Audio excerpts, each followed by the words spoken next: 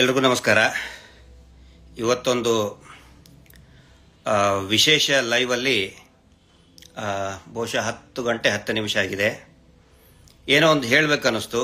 ಹೀಗಾಗಿ without prior intimation live ಮಾಡ್ತಾ ಇದ್ದೀನಿ. ಮತ್ತು ನನ್ನ ಮನಸ್ಸಿಗೆ ಅಂದ ತಕ್ಷಣವೇ ಅದು ಏನೋ ಒಂದಿಷ್ಟು ಹಂಚ್ಕೋಬೇಕು ಅನಿಸಿದಾಗ ನಾನು ಆ ಥರ ಸಡನ್ನಾಗಿ ಬರ್ತೀನಿ. ವ್ಯತ್ಯಾಸ ಇದ್ದರೆ ಕ್ಷಮಿಸಿ. ಏನು ಸಡನ್ನಾಗಿ ಲೈವಿಗೆ ಬರ್ತಾ ಇದ್ದೀನಿ ಅಂತ ಹೇಳಿದರೆ, ಒಂದು ಮಾಹಿತಿ ಬಂತು ಈಗ 1 ಗಂಟೆ ಹಿಂದೆ.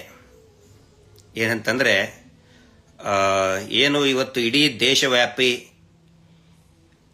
ಹೂತಿಟ್ಟ ಶವಗಳನ್ನು ಧರ್ಮಸ್ಥಳದ ಸುತ್ತಮುತ್ತಲೂ ಹೂತಿಟ್ಟ ಶವಗಳನ್ನು ಮೇಲೆತ್ತಿರುವ ಆ ಒಂದು ಪ್ರಕ್ರಿಯೆ ಕುರಿತು ಅನೇಕ ಚರ್ಚೆಗಳು ನಡೀತಾ ಇದೆ.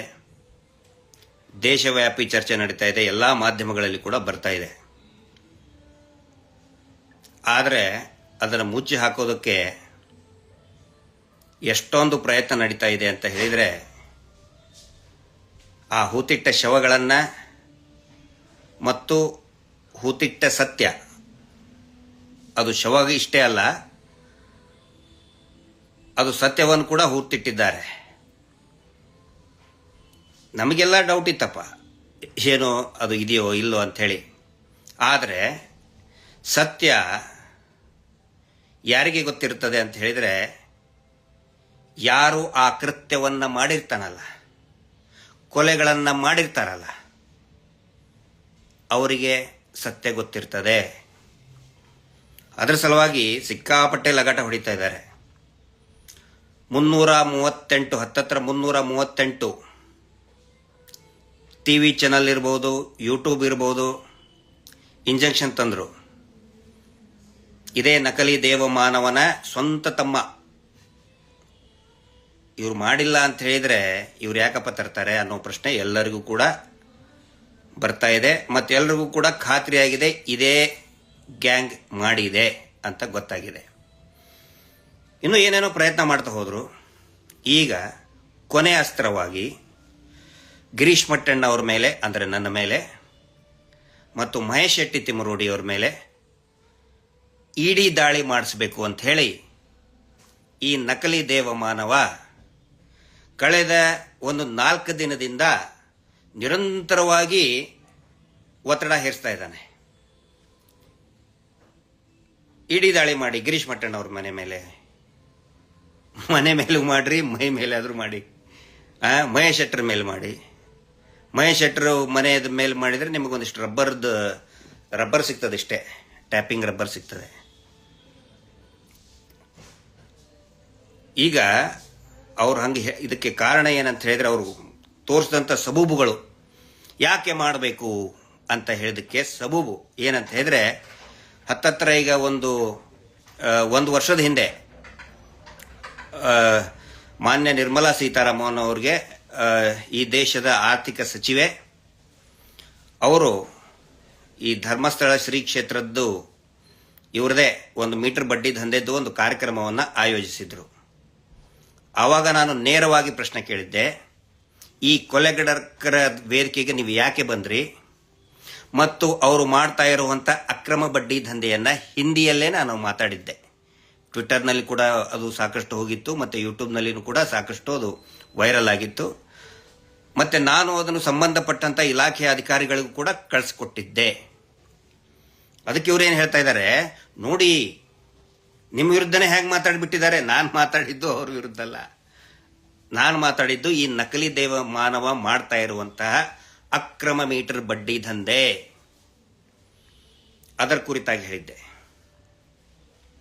ಈಗ ಅದನ್ನು ತೋರಿಸ್ಬಿಟ್ಟು ನೋಡಿ ನಿಮ್ಮ ವಿರುದ್ಧ ಹೆಂಗೆ ಮಾತಾಡಿದ್ದಾರೆ, ಈಗ ಇಡಿ ದಾಳಿ ಮಾಡಿ ಅಂತ ಹೇಳಿ ಇಡಿ ದಾಳಿ ಮಾಡಿ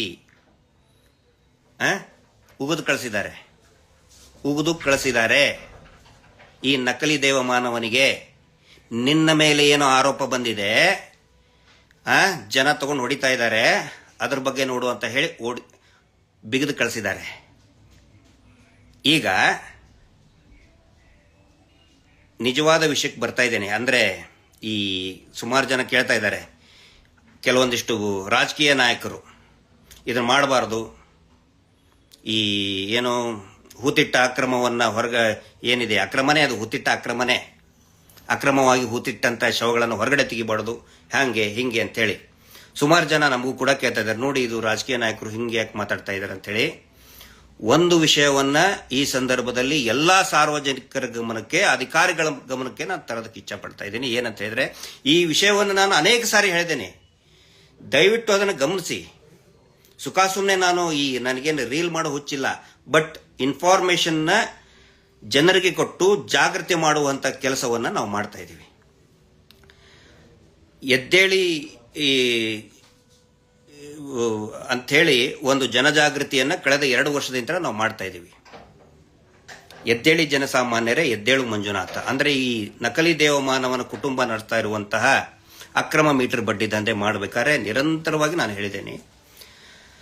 ಆ ಮೀಟರ್ ಬಡ್ಡಿ ದಂಧೆ ಹೇಗೆ ನಡೀತಾ ಇದೆ ಅಂತ ಹೇಳಿದ್ರೆ, ಸ್ವಸಹಾಯ ಗುಂಪುಗಳನ್ನು ಇವರೇ ರಚಿಸಿ, ನೋಡಿ ಧರ್ಮಸ್ಥಳದಿಂದ ನಾವು ದುಡ್ಡು ಕೊಡ್ತಾ ಇದ್ದೇವೆ, ನಿಮ್ಮ ಊರು ಉದ್ಧಾರ ಮಾಡ್ತೇವೆ ಅಂತ ಹೇಳಿ ಅವರಿಗೆ ಸಾಲದ ರುಚಿ ಹಚ್ಚಿ ಬ್ಯಾಂಕುಗಳಿಂದ ಒಂದಿಷ್ಟು ದುಡ್ಡು ಕೊಡಿಸಿ, ನೋಡಿ ಬಹಳ ಅಬ್ಸರ್ವ್ ಮಾಡಿ, ಇದನ್ನ ಅವರು ಮಾಡಿರೋದು ಸ್ವಸಹಾಯ ಗುಂಪುಗಳನ್ನು ಮಾಡ್ತಾರೆ.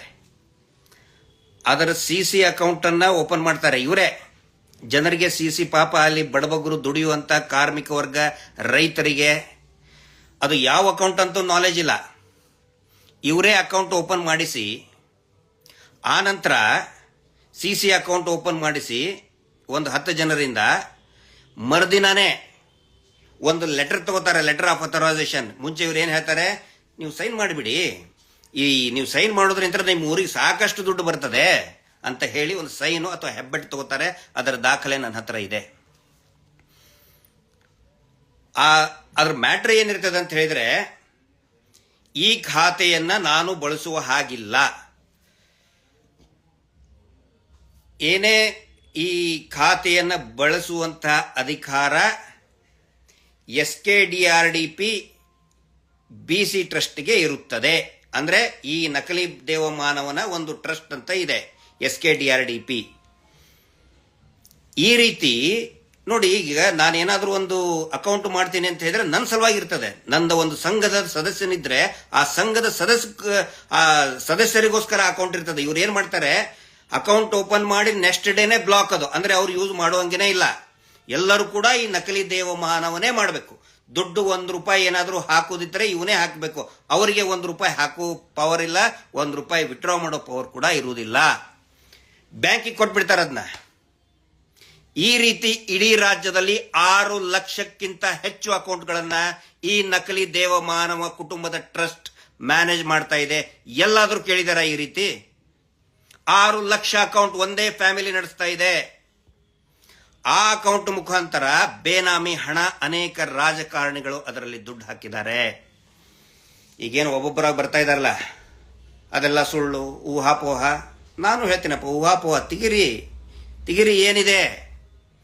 ಅವ್ರು ಯಾಕೆ ಹೇಳಿಕೆ ಕೊಡ್ತಾ ಇದ್ದಾರೆ ಅಂತ ಹೇಳಿದ್ರೆ, ಅವರೆಲ್ಲರ ದುಡ್ಡು ಕೂಡ ಈ ನಕಲಿ ದೇವಮಾನವನ ಅಕ್ರಮ ಮೀಟರ್ ಬಡ್ಡಿ ದಂಧೆಯಲ್ಲಿ ಸಿಕ್ಕಾಕೊಂಡಿದೆ.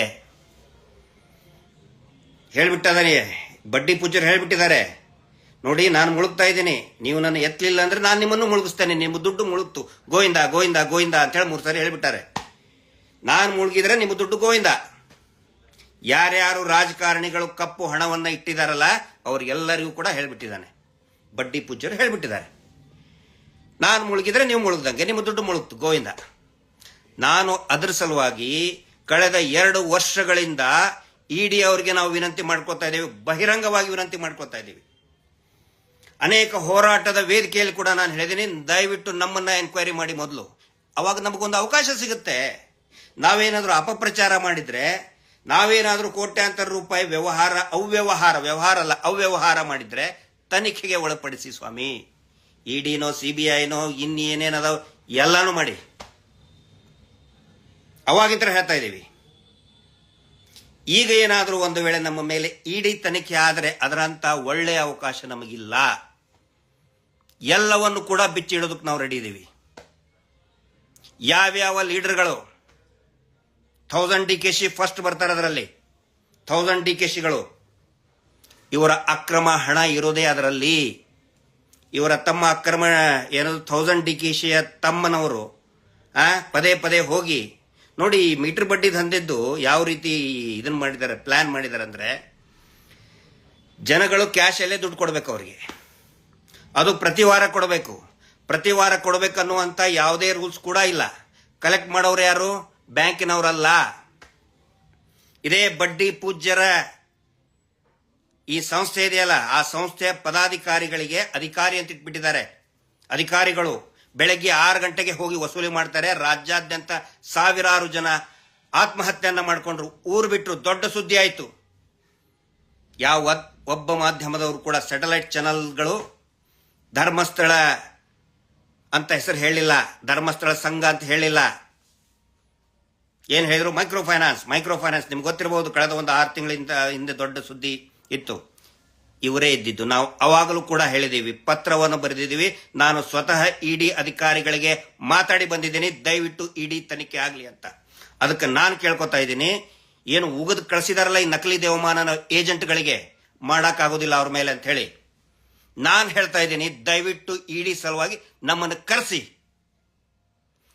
ಕರೆಸಬೇಕು. ಪ್ರತಿಯೊಂದು ದಾಖಲೆಗಳು ಯಾವ ರೀತಿ ಫ್ರಾಡ್ ಮಾಡಿದ್ದಾರೆ, ರಿಸರ್ವ್ ಬ್ಯಾಂಕ್ ಆಫ್ ಇಂಡಿಯಾದ ನಿಯಮಗಳನ್ನ ಗಾಳಿಗೆ ತೂರಿ ಬ್ಯಾಂಕ್ಗಳ ಜೊತೆಗೆ ಡೀಲಿಂಗ್ ಮಾಡಿಕೊಂಡು ಅಡ್ಜಸ್ಟ್ ಮಾಡಿಕೊಂಡು ಕಪ್ಪು ಹಣ 6 ಲಕ್ಷ ಬೇನಾಮಿ ಅಕೌಂಟ್ ಇಂದ ಬ್ಲ್ಯಾಕ್ ಮನಿ ಯಾವ ರೀತಿ ಸರ್ಕ್ಯುಲೇಟ್ ಮಾಡ್ತಾ ಇದ್ದಾರೆ. ಅದರಲ್ಲಿ ರಾಜಕಾರಣಿಗಳ ದುಡ್ಡು ಇದೆ, ಕೆಲವೊಂದಿಷ್ಟು ಅಧಿಕಾರಿಗಳ ದುಡ್ಡು ಇದೆ, ನ್ಯಾಯಾಂಗ ವ್ಯವಸ್ಥೆಯಲ್ಲಿ ಇರುವಂತಹ ಹಿರಿಯ ಜಡ್ಜಸ್ಗಳ ದುಡ್ಡು ಕೂಡ ಇದೆ. ಎಲ್ಲವೂ ಕೂಡ ಹೊರಗಡೆ ಬರಲಿ. ದಯವಿಟ್ಟು ಇಡಿ ರೇಡ್ ಮಾಡಿ ನಮ್ಮ ಮೇಲೆ. ಎಲ್ಲ ದಾಖಲೆಗಳನ್ನು ಹಿಡ್ಕೊಂಡು ಬರ್ತೀವಿ. ಏನ್ ಸಿಗ್ತದೆ? ಒಂದು ಇದನ್ನಿದೆ, ತೆಲುಗಿನಲ್ಲಿ ಗಾದೆ ಇದೆ, ಇಬ್ರು ಜೋಗಿ ಇಬ್ರು ಯಾರು ಸಾಧುಗಳನ್ನ ತಿಕ್ಕಿದ್ರೆ ಏನು ಬರ್ತದೆ? ಬೂದಿ ಬರ್ತದೆ. ನಮಗೆ ಮಹೇಶ್ ಶೆಟ್ಟಿ ತಿಮ್ಮರೋಡಿಗೆ ಮಾಡಿದ್ರೆ ನಿಮ್ಗೆ ಬೂದಿನೇ ಸಿಗುತ್ತೆ, ಇಡಿಗೆ ಬೂದಿನೇ ಸಿಗುತ್ತೆ. ಆದರೆ ಅವ್ರನ್ನ ತನಿಖೆ ಮಾಡಿದ್ರೆ ದೊಡ್ಡ ಹಗರಣ ಈ ದೇಶ, ಈ ಜಗತ್ತು ಕಂಡು ಕೇಳರಿಯದ ಬಿಗ್ಗೆಸ್ಟ್ ಇಕನಾಮಿಕಲ್ ಸ್ಕ್ಯಾಂಡಲ್ ಹೊರಗಡೆ ಬರ್ತಾ ಇದೆ. ದಯವಿಟ್ಟು ನಾನು ರಿಕ್ವೆಸ್ಟ್ ಮಾಡ್ಕೊತಾ ಇದ್ದೀನಿ, ಇಡಿ ಎನ್ಕ್ವೈರಿ ಆಗಬೇಕು, ಸಿಬಿಐ ಎನ್ಕ್ವೈರಿ ಆಗಬೇಕು. ಪ್ರತಿಯೊಂದನ್ನು ಬಿಚ್ಚಿಡ್ತೀವಿ ನಾವು. ಪಾಪ ದುಡಿಯುವಂತಹ ಅವರಿಗೆ ಬರೆಯೋದಕ್ಕೂ ಸರಿಯಾಗಿ ಬರಲಿಲ್ಲ ರೀ. ತಾವು ಎಷ್ಟು ದುಡಿದ್ವಿ ಅನ್ನೋದು ಕೂಡ ಬೆವರಿನಲ್ಲಿ ಆ ಚೀಲದಲ್ಲಿ ಇಟ್ಕೊಂಡಿರ್ತಾರೆ ಹೆಣ್ಮಕ್ಳು. ಕಾಯಿಪಲ್ಯ ಮಾರುವಂತ ಹೆಣ್ಮಕ್ಳು ಆ ನಡದಲ್ಲಿ ಇಟ್ಕೊಂಡಿರ್ತಾರೆ. ಬೆವರಿಂತ್ರ ಆ ನೋಟು ನೆಂದು ಹೋಗಿರ್ತದೆ. ಅದನ್ನ ಕಸ್ಕೊಂಡು ಹೋಗ್ತಾರೆ ಇವರು. ಪ್ರತಿ ವಾರ ಬಂದು, ಸಂತೆ ದಿನ ಬಂದು ಆ ಬೆವರು ಸುರಿಸಿ ದುಡ್ದಂತ ನೋಟನ್ನ ಕಸ್ಕೊಂಡು ಹೋಗ್ತಾರೆ ಇವರು. ಆಗಲಿ ಇಡಿ ಎನ್ಕ್ವೈರಿ. ಕೆಲವೊಂದಿಷ್ಟು ಬಾಡಿಗೆ ಬಂಟರನ್ನು ಬಿಟ್ಟಿದ್ದಾರೆ.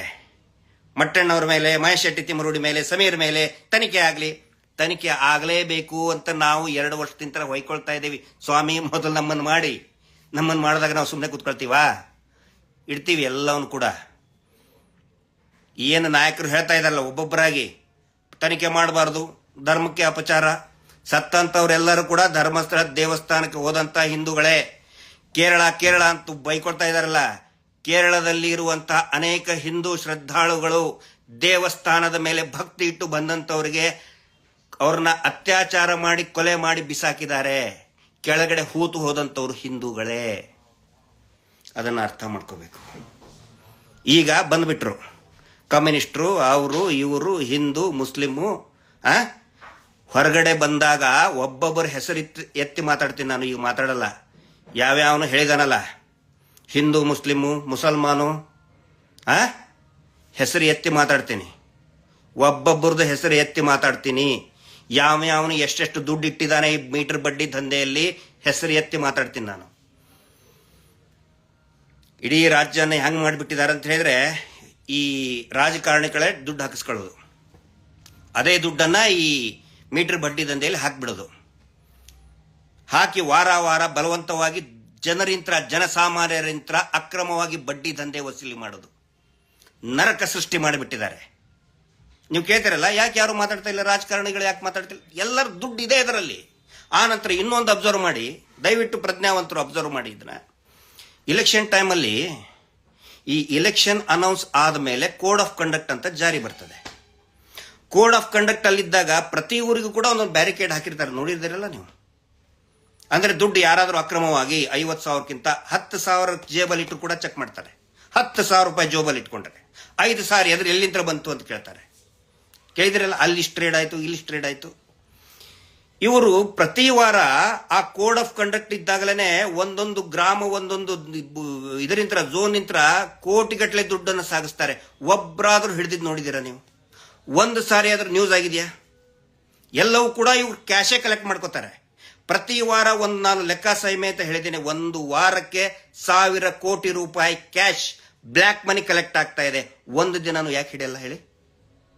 ಎಲ್ಲಾ ರಾಜಕಾರಣಿಗಳ ದುಡ್ಡು ಬ್ಲ್ಯಾಕ್ ಮನಿ ಅದರಲ್ಲಿದೆ, ಹಿಂಗಾಗಿ ಹಿಡಿಯಲ್ಲ. ಇಲೆಕ್ಷನ್ ಬಂದಾಗ ಇಲೆಕ್ಷನ್ ಅಲ್ಲಿ ದುಡ್ಡು ಹಂಚಬೇಕಲ್ಲ, ಅದೇ ದುಡ್ಡನ್ನ, ಆ ಊರಿನ ದುಡ್ಡನ್ನ ಆ ಊರಿನ ಇಲೆಕ್ಷನ್ ಕ್ಯಾಂಡಿಡೇಟ್ಗಳಿಗೆ ಇಬ್ಬರಿಗೂ ಕೊಡ್ತಾರೆ. ಯಾರ್ಯಾರು ಮೇಜರ್ ಪಾರ್ಟಿ ಇದೆ ಎಲ್ಲರಿಗೂ ಕೊಟ್ಬಿಡ್ತಾರೆ. ನೀ ಇಷ್ಟು ತಗೋ, ಗೆಲ್ಲ ಒಂದಿದ್ರೆ ಜಾಸ್ತಿ ಕೊಡ್ತಾರೆ, ಸ್ವಲ್ಪ ಕೊಡ್ತಾರೆ, ಇನ್ನೊಬ್ಬರು ಸ್ವಲ್ಪ ಕೊಡ್ತಾರೆ. ಹಿಂಗಾಗಿ ಅನೇಕ ಜನರಿಗೆ ಕೊಟ್ಟಿದ್ದಾರೆ. ಎಲ್ಲರಿಗೂ ಅಂತ ನಾನು ಹೇಳ್ತಾ ಇಲ್ಲ, ಅನೇಕ ಜನ ಯಾರು ಪ್ರಮುಖರಿದ್ದಾರೆ, ಎಲ್ಲಾ ಪಕ್ಷದ ಪ್ರಮುಖ ಲೀಡರ್ಗಳಿಗೆ ಈ ಬ್ಲ್ಯಾಕ್ ಮನಿಯನ್ನ ಕೊಟ್ಬಿಟ್ಟಿದ್ದಾರೆ. ಹಿಂಗಾಗಿ ಇವತ್ತು ಸಿಕ್ಕಾಕೊಂಡು ಬಿಟ್ಟಿದ್ದಾರೆ ಎಲ್ಲರೂ. ನಕಲಿ ದೇವಮಾನವನ ಹತ್ರ, ಬಡ್ಡಿ ಪೂಜ್ಯರ ಹತ್ರ. ಬಡ್ಡಿ ಪೂಜ್ಯರು ಹೇಳ್ಬಿಟ್ಟಿದ್ದಾರೆ, ನಾನಂತೂ ಮುಳುಗ್ತಾ ಇದ್ದೀನಿ, ನಾನು ಮುಳುಗಿದ್ರೆ ನಿಮ್ ದುಡ್ಡು ಗೋವಿಂದ, ಇಷ್ಟೇ. ಹಿಂಗಾಗಿ